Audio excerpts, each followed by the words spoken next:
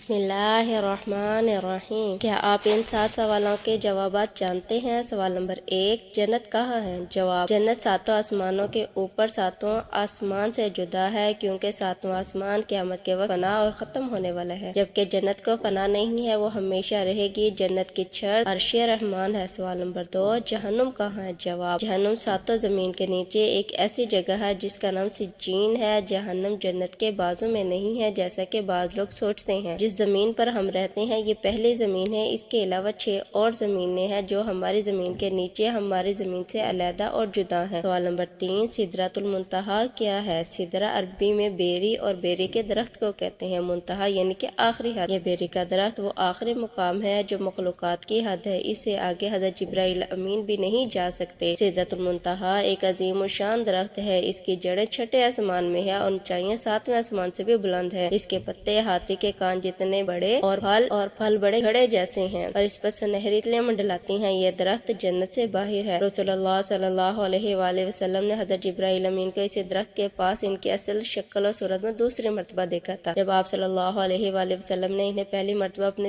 اصل حالت میں دیکھا تو مکہ مکرمہ میں مقام احیات پر دیکھا تھا۔ سوال نمبر 4، حور عین کون ہے؟ جواب، حور عین جنت میں مومنین کی بیویاں ہوں گی۔ یہ نہ انسان ہے، نہ جن ہے، نہ ہی فرشتے ہیں۔ اللہ تبارک و تعالیٰ نے انہیں مستقل پیدا کی ہے۔ یہ اتنے خوبصورت ہے، اگر دنیا میں ان میں سے کسی کی ایک مخصوص جھلک دکھلا دی جائے تو مشرق اور مغرب کے درمیان روشنی ہو جائے۔ حور عربی زبان کا لفظ ہے، حورا کی جمع ہے۔ اس کے معنی ایسی آنکھ جس کی پتلیاں نہایت سیاہ ہوں، اس کے اطراف نہایت سفید ہوں، اور عین عربی میں عینہ کی جمع ہے، اس کے معنی بڑی بڑی آنکھوں والی۔ سوال نمبر 5، ولدان مخلوق کون ہے؟ جواب، یہ اہل جنت کے خادم ہیں، یہ بھی انسان یا جن یا فرشتے نہیں ہیں۔ انہیں اللہ تبارک و تعالیٰ نے اہل جنت کی خدمت کے لیے مستقل پیدا کیا ہے۔ یہ ہمیشہ ایک ہی عمر کے یعنی بچے ہی رہیں گے، اس لیے انہیں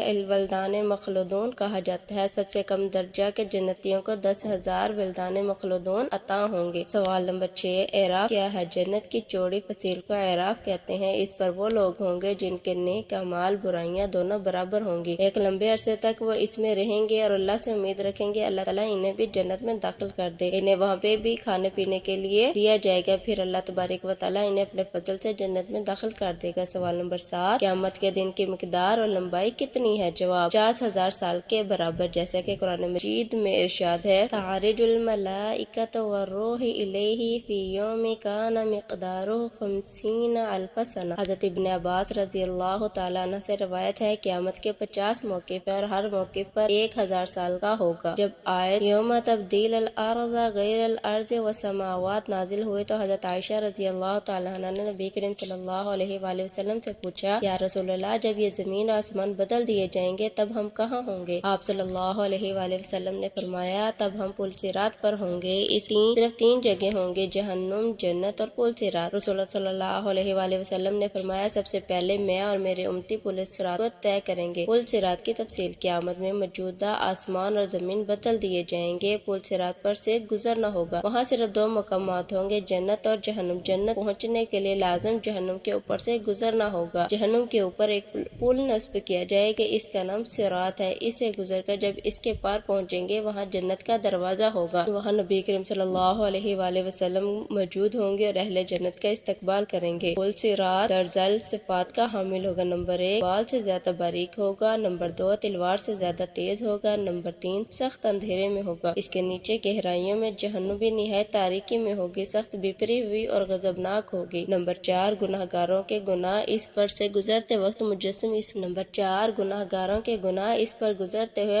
اس کی پیٹھ پر ہوں گے، اور اگر اس کے گناہ زیادہ ہوں گے تو اس کے بوجھ سے اس کی رفتار ہلکی ہوگی۔ اللہ تعالی ہمیں اس صورت میں اپنی پناہ میں رکھے، اور جو شخص گناہوں میں ہلکا ہوگا اس کی رفتار پل صراط تیز ہوگی۔ اس پل کے اوپر آنکڑے لگے ہوں گے، نیچے کانٹے لگے ہوں گے جو قدموں کو زخمی کر کے اسے متاثر کریں گے، لوگ اپنے بدعمالیوں کے لحاظ سے اس سے متاثر ہوں گے۔ نمبر 6 جن لوگوں کی بے ایمانی اور بدعمالیوں کی وجہ سے ان کے پیر پھسل کر وہ جہنم کے گڑھے میں گر رہے ہوں گے، ان کی بلند چیخ و پکار سے پل صراط پر دہشت طاری ہوگی۔ رسول اللہ صلی اللہ علیہ وآلہ وسلم پل صراط کی دوسری جانب جنت کے دروازے پر کھڑے ہوں گے۔ جب پل صراط پر پہلا قدم رکھ رہے ہوں گے تو آپ صلی اللہ علیہ وآلہ وسلم تمہارے لیے اللہ تبارک و تعالیٰ سے دعا کرتے ہوئے ہوں گے، یا رب سلم، یا رب سلم۔ ابھی نبی کریم صلی اللہ اللہ علیہ وآلہ وسلم کے لیے درود پڑھیے، آپ بھی نبی کریم صلی اللہ علیہ وآلہ وسلم کے لیے درود پڑھیے، اللہم صلی وسلم علی الحبیب محمد۔ لوگ اپنی آنکھوں سے اپنے سامنے بہت سو کو پھول سرات سے گزرتا ہوا دیکھیں گے، بہت سو کے دیکھیں گے، وہ اس سے نجات پا گئے۔ بندہ اپنے والدین کو پھول سرات پر دیکھے گا لیکن ان کو کوئی فکر نہیں کرے گا، وہاں تو بس ایک ہی فکر ہوگی کس طرح خود پار کر جائے۔ روایت ہے کہ حضرت عائشہ رضی اللہ تعالی عنہ قیامت کو یاد کر رونے لگیں۔ رسول اللہ صلی اللہ علیہ وآلہ وسلم نے پوچھا، عائشہ کیا بات ہے؟ حضرت عائشہ نے فرمایا، مجھے قیامت یاد آ گئی۔ یا رسول اللہ، کیا ہم وہاں اپنے والدین کو یاد رکھیں گے؟ کیا وہاں ہم اپنے محبوب لوگوں کو یاد رکھیں گے؟ آپ صلی اللہ علیہ وآلہ وسلم نے فرمایا، ہاں یاد رکھیں گے،